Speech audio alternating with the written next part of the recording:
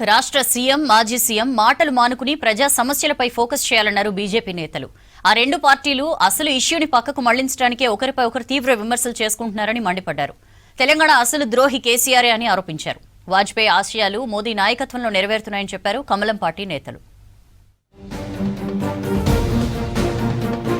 CM Revanth Reddy, మాజీ CM KCR మాట్లాడుతున్న మాటలను, వారి తీరును ప్రజలు చీదరించుకుంటున్నారన్నారు బీజేపీ స్టేట్ చీఫ్ రామచంద్రరావు.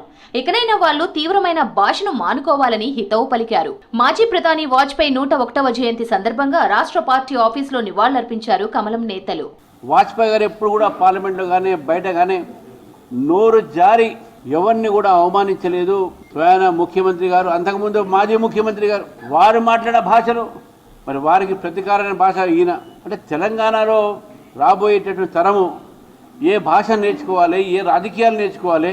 దేశ యువతకు వాజ్పేయి జీవిత మార్గదర్శకమన్నారు కేంద్ర మంత్రి కిషన్ రెడ్డి. స్వర్ణ చతుర్భుజి పేరుతో దేశవ్యాప్తంగా రోడ్లు విస్తరించిన ఘనత వాజ్పేయికే దక్కుతుందన్నారు.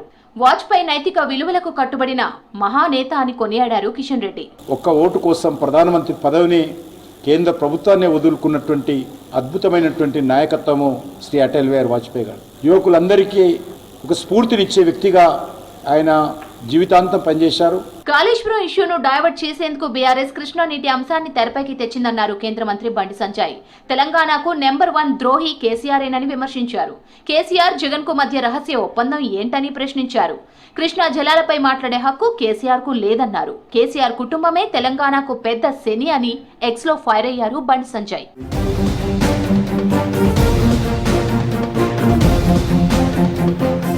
అణు పరీక్షలతో భారతదేశ శక్తి సామర్థ్యాన్ని మాజీ ప్రధాని వాజ్పేయి ప్రపంచానికి చాటి చెప్పారన్నారు ఎంపీ కొండా విశ్వేశ్వర్రెడ్డి.